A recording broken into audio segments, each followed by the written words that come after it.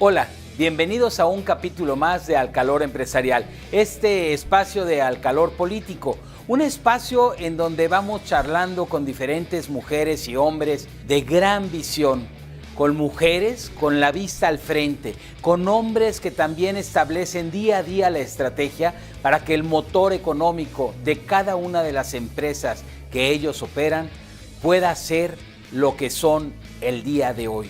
Con artistas, con hombres del arte, de la cultura, del deporte. Ha sido una tercera temporada en donde cada capítulo nos deja algo nuevo. Sean ustedes bienvenidos a este espacio, disfruten de este nuevo capítulo. Al Calor Empresarial les da la bienvenida. Vamos a ver.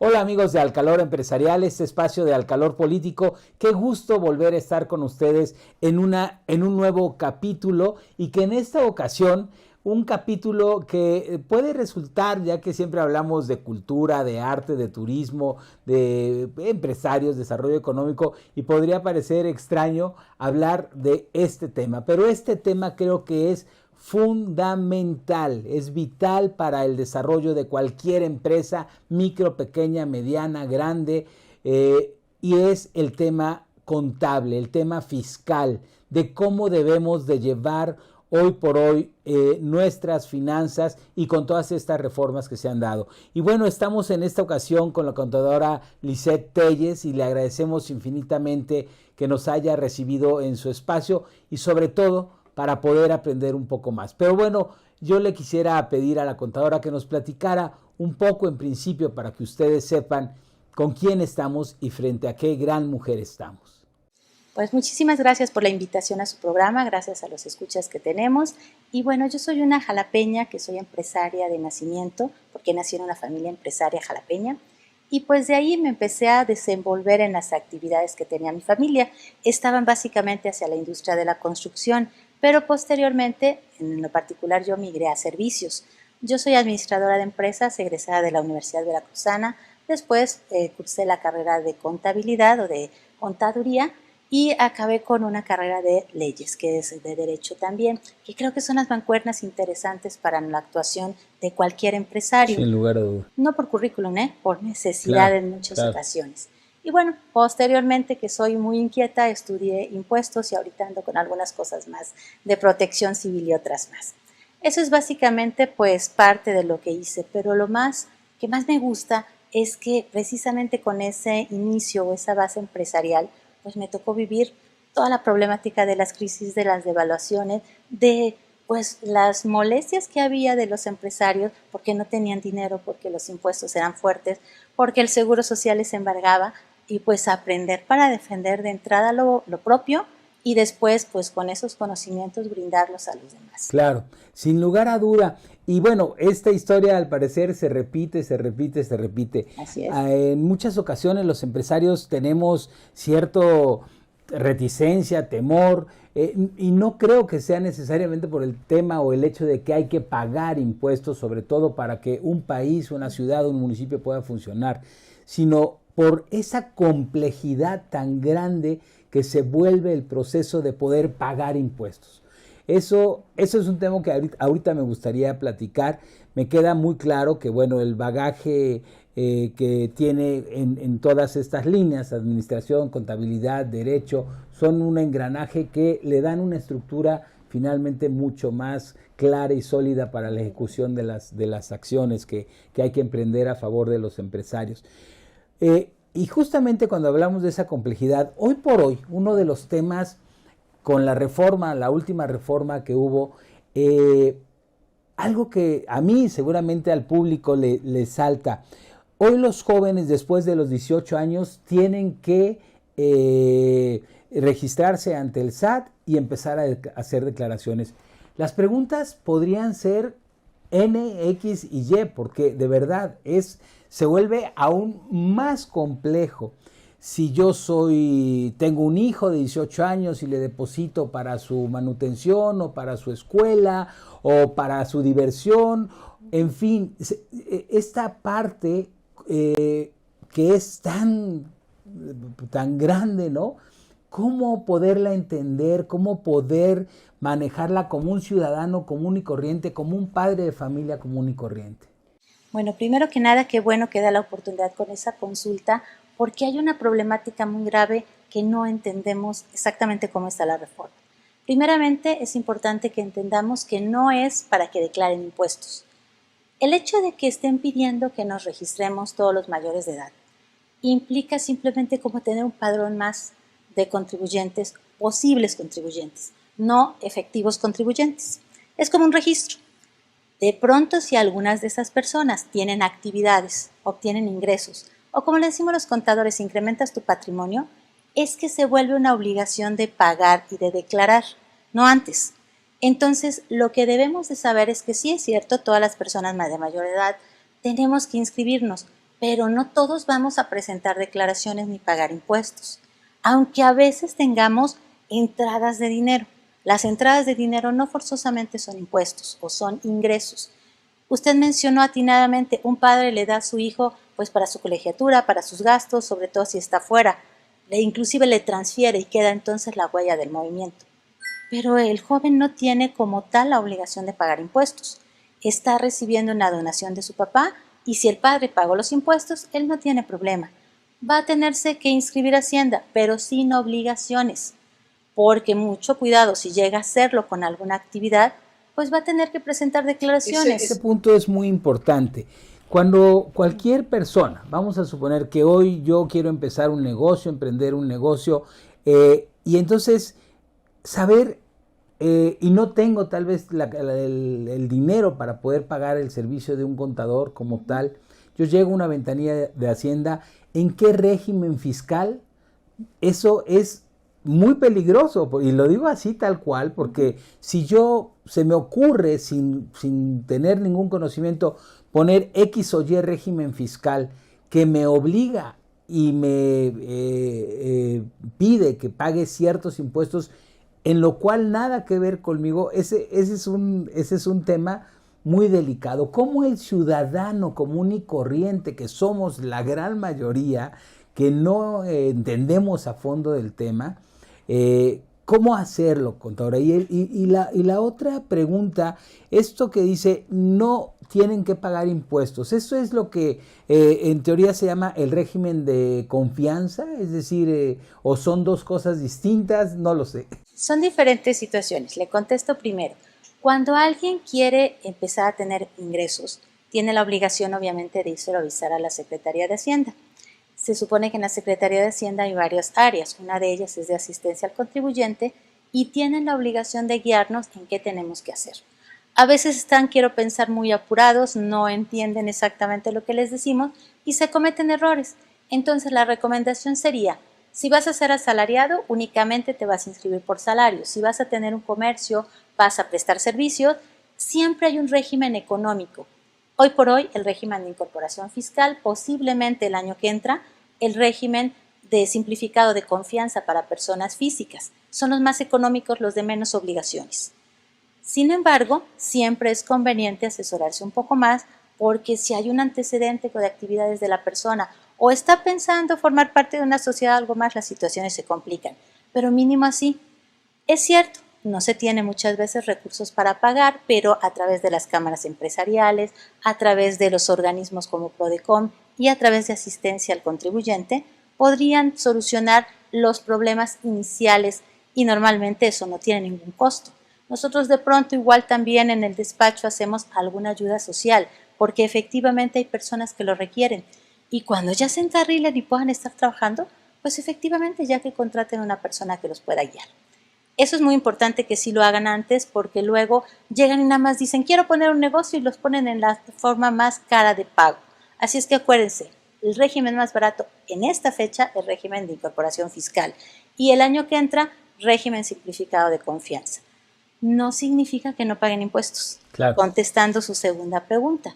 El régimen de incorporación fiscal sí tiene unos rangos que cuando uno empieza, tal vez no pague impuestos el primer año, o probablemente no pague IVA, o probablemente nunca por el monto que tenga de ingresos. Pero eso se acaba para la gran mayoría de las personas ahorita el 31 de diciembre de este año. Y el año que entra existe ese otro régimen que usted mencionó, el régimen simplificado de confianza. Ese no nos da exenciones, no por lo menos hasta ahorita. Nosotros nos regimos por leyes, pero de pronto salen decretos, salen misceláneas, salen otras cosas que nos dan ayudas. Hasta el día de hoy, ese régimen es económico, pero no nos deja sin pagar. Lo más barato que tiene de pago es el 1% sobre los ingresos. Pero puede ser que haya un decreto, puede ser que haya una resolución de facilidades, así es que tendríamos que ver de aquí a diciembre a ver qué sale. A ver qué cambian, Así qué cambian dentro de la ley. Yo quisiera hacerle las preguntas que supongo los espectadores pueden hacerse. Es decir, estamos hablando en este caso específicamente de personas físicas, ¿no? No quisiera entrar a términos de personas morales porque esa es otra historia, sino del ciudadano común y corriente. Hoy a mí un amigo me pide prestado dinero o viceversa, me lo deposita en una cuenta que evidentemente al tener una cuenta está automáticamente checada y fiscalizada por la Secretaría de Hacienda. Ese préstamo me lo devuelve. Todo este proceso que lo volvemos los ciudadanos en lo común y corriente tan simple, oye, apóyame o te apoyo, ¿qué va a pasar? Es decir, ¿cómo no sentirnos encadenados o asfixiados de alguna manera? Porque otra es, como ejemplos pongo comunes, ¿no? El día de ayer mi padre me regala un auto, ¿sí? Ese es, pues me está regalando algo en especie, no en algo en efectivo. En efectivo. También tengo una obligación sobre ese tema en especie. Entonces, todos pequeñitos que podrían ser como pequeños errores o pequeños problemas se pueden convertir en algo muy grave, ¿no? ¿Qué pasa ahí? ¿Cómo lo visualizan ustedes como profesionales? Mire, antes que nada debo decirle que usted ya está un poco más empapado en los temas. Ya se está dando cuenta que los movimientos de cheques o de dinero o de traslado de bienes de una persona a otra ya pueden ser un problema. Lo más grave es que la mayoría de nosotros, la mayoría de las personas que inclusive ni siquiera tenemos nada que ver con empresas, pues ni sabíamos eso. Nosotros estamos bien tranquilos, hacemos nuestras operaciones, nuestros movimientos de ayudarnos entre unos y otros y nunca se nos ocurre pensar que atrás hay obligaciones que estamos incumpliendo. Ahora, esto es una falta de cultura, porque realmente no nos han explicado qué es lo que puede suceder. Todavía hay personas que siguen pensando que el secreto bancario no existe y que hay la cuenta fiscal y no fiscal, cuando efectivamente, como bien lo dijo, ya está reportado al SAT. Antes se reportaba cada año, ahora se va a reportar cada mes. Quiere decir que el SAT tiene los movimientos de muchas operaciones que hacemos, las tarjetas, los hospitales, las escuelas de los hijos, todo eso deja huella.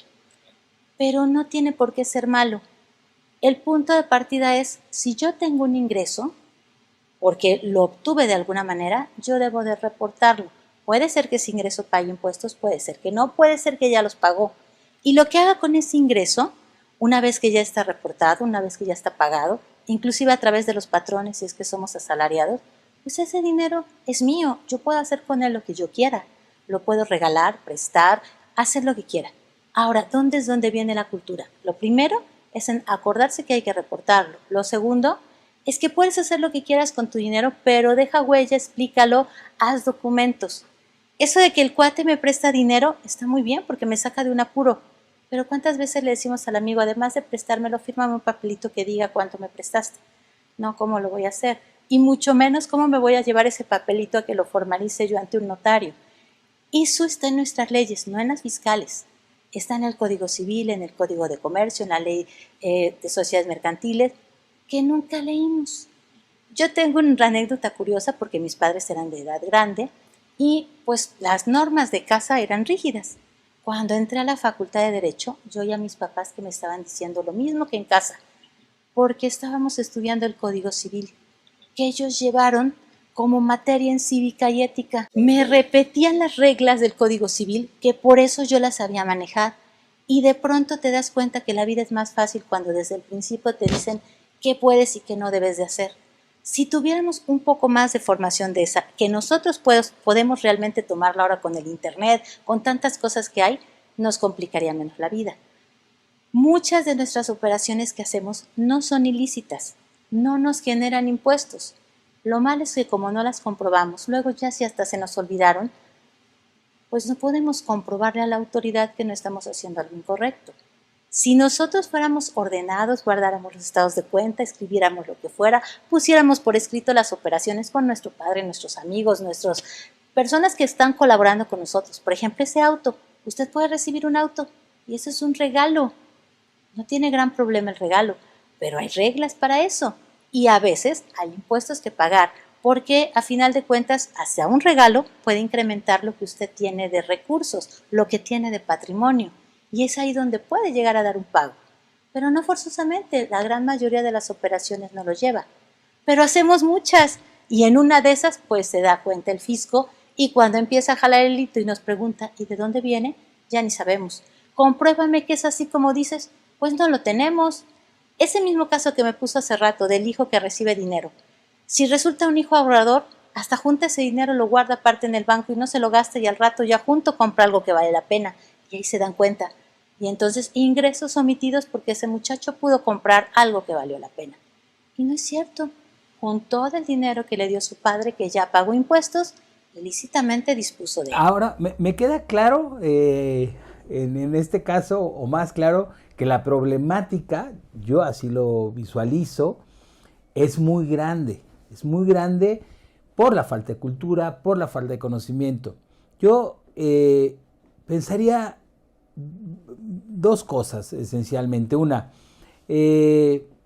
¿por qué la autoridad, porque la autoridad no desconoce de esta situación, no hará una campaña, un trabajo de comunicación simple en donde las cosas puedan ser como más entendibles, porque de verdad no tiene nada de sencillo?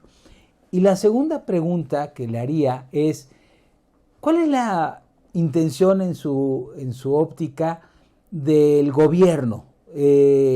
Llámese Secretaría de Hacienda, llámese Gobierno Federal. ¿Cuál es la necesidad o qué es lo que busca?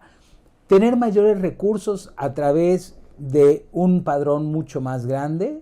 ¿O cómo no trabajar sobre aquellas mega empresas, ahora sí pensando en personas morales, donde de mil maneras se evaden miles de millones, no de pesos, de dólares? Es decir, ¿cómo cree usted, digo, por supuesto desde su óptica, que suceden estas cosas? ¿Por qué pasan? ¿Por qué así?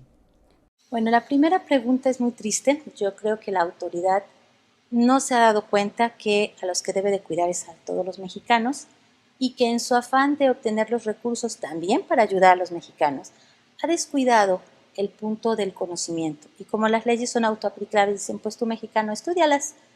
Y tal vez los que estamos involucrados en algo de esto, los empresarios, los profesionistas, pues tenemos como que más obligación de verlo. Pero pues el ciudadano común, pues ni siquiera se le ocurre que lo que está haciendo pudiera llegar a ser malo. Y a la autoridad tampoco se le ha ocurrido ponerse a educarlo.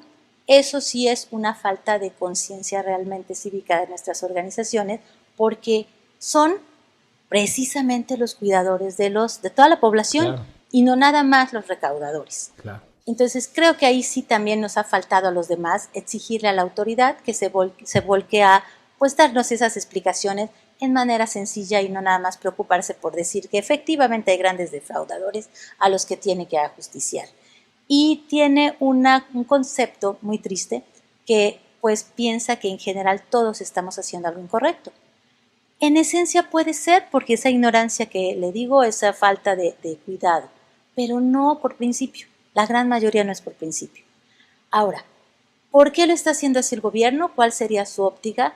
Pues si nos vamos a la Constitución, se supone que es proteger precisamente a los mexicanos, obtener los recursos con los cuales el engranaje de gobierno tiene que funcionar. De eso a cómo lo ocupe, no nos metemos en líos, pero esa es la función. Tiene grandes proyectos que, pues si no tiene recursos, no son realizables, porque realmente están fuera muchas veces de la lógica y de las posibilidades. ¿Que quiere aumentar la base de contribuyentes?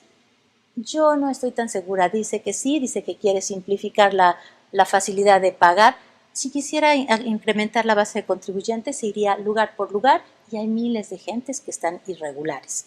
Y no seguir sobre los mismos que ya están, que esa ha sido la queja de muchos empresarios. No es el no pagar, es que realmente lo que paguemos se regrese en beneficios. Claro. Y no nada más para nosotros, porque sabemos que no todos vamos a poder pagar y que hay mucha gente que hay que ayudar.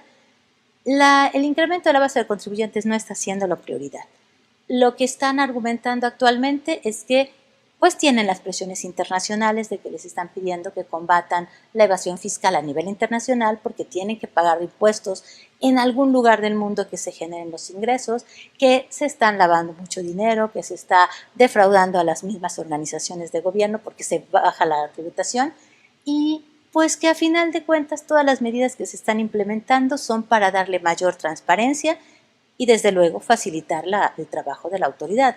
Todo lo que han implementado en últimas fechas es uso de tecnología. Ya no nos vienen a visitar como antes, todo es a distancia. Claro. Y multiplican la cantidad de acciones, pero también dejan de ver la parte humana de las situaciones, porque pues la interpretación de los números es fría y yo puedo ver que hay un depósito en una cuenta bancaria, pero yo no sé por qué fue, pero como ya lo vi y no está reportado, yo considero que es ingreso omitido.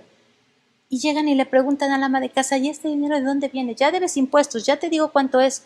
Lo primero es que se apanica la persona, claro. Ya no se acuerda de dónde viene, inocentemente no se acuerda, claro. Y mucho menos lo va a poder comprobar.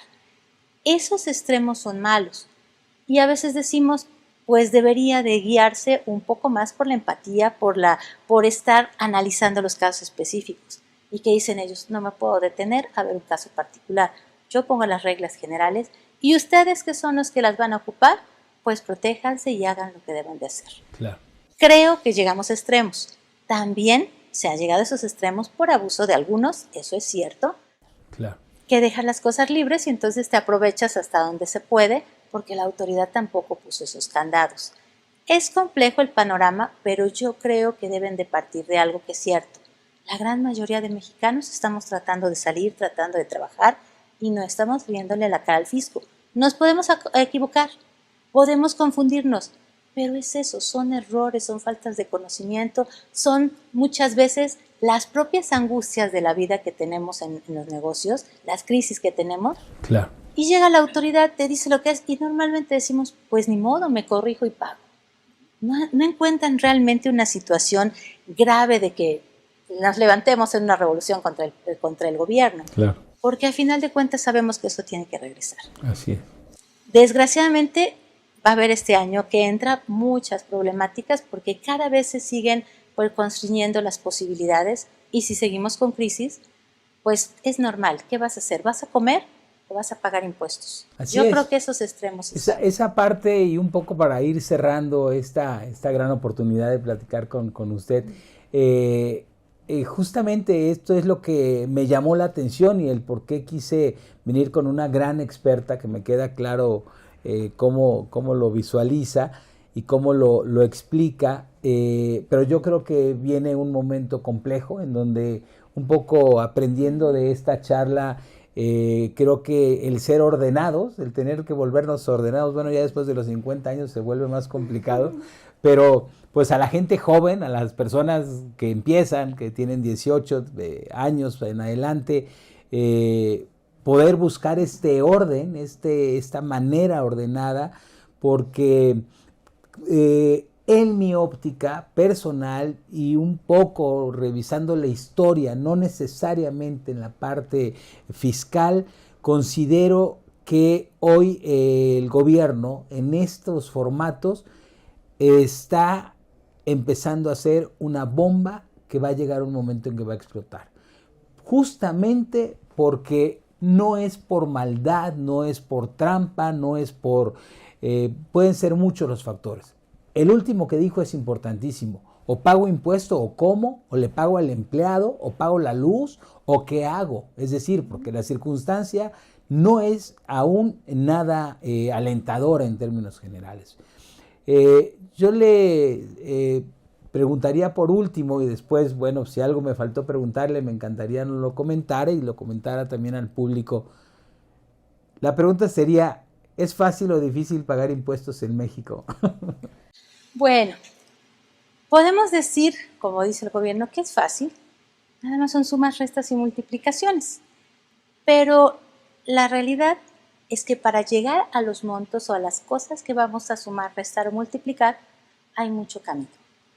Es tan simple como que hay N cantidad de requisitos, que no es que yo no haga las cosas correctas, no es que sea necesario para mi negocio, es que si no cuido todos esos requisitos, que son muchísimos, ya no me sirve, por ejemplo, la deducción.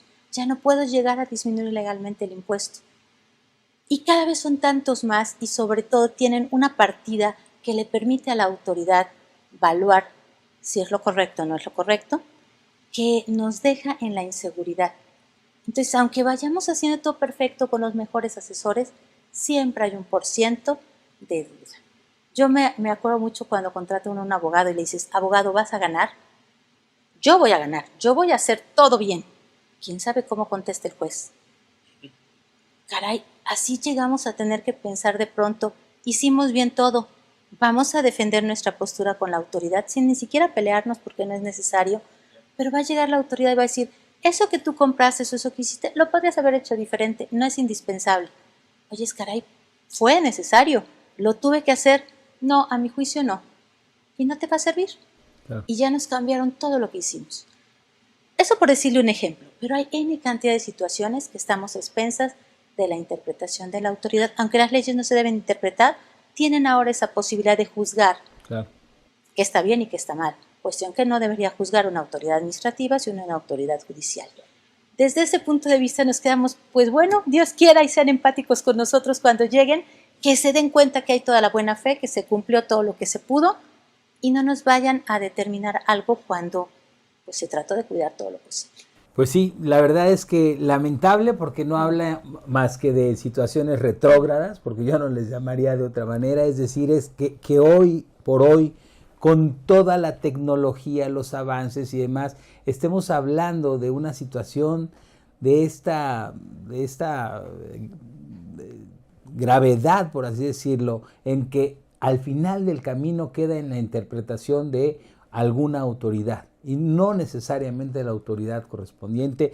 Pero bueno, pues por mi parte yo creo que más bien es el aprendizaje para todos es volvámonos lo más ordenados posible y tratar de asesorarnos antes de dar el primer paso en cómo me voy a dar de alta frente al fisco y además viendo hacia el futuro. Hoy los jóvenes, afortunados, más desafortunada que afortunada, tal vez se están en una carrera y después cambian y después ya no les gustó esto. Y entonces si yo iba paramédico, pero resulta que acabé como constructor y me di de alta de tal o cual manera, evidentemente sé que me puedo cambiar, ¿no?, de régimen.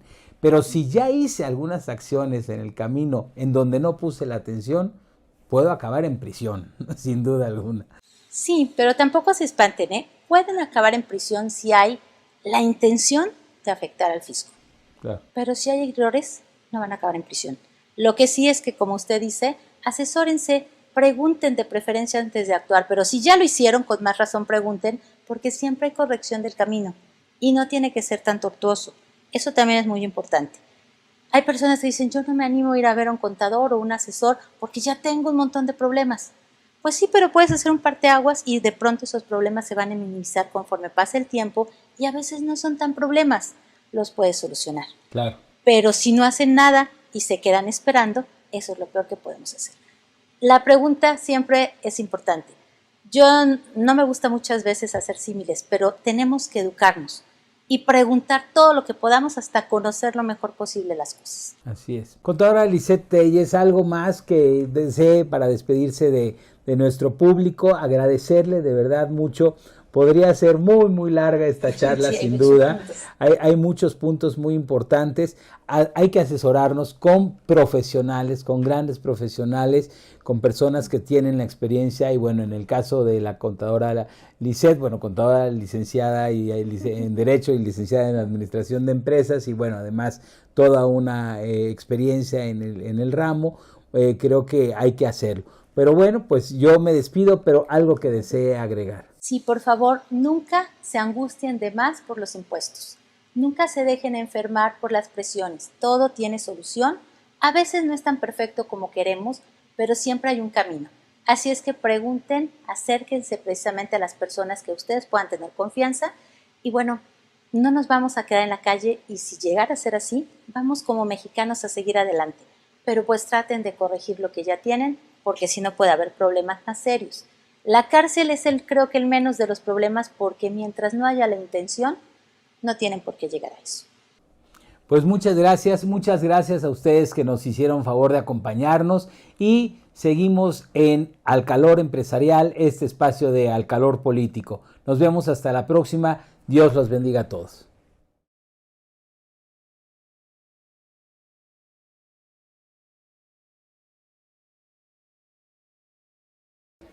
Pues por hoy llegamos al fin de este capítulo. Seguir escuchando, aprendiendo y conociendo lo que hacen las grandes mujeres y hombres de Veracruz en el tema empresarial, cultural, económico, deportivo de nuestro estado es tarea fundamental de Al Calor Empresarial, este espacio del calor político. Nos vemos en el próximo, en esta tercera temporada. Hasta la próxima.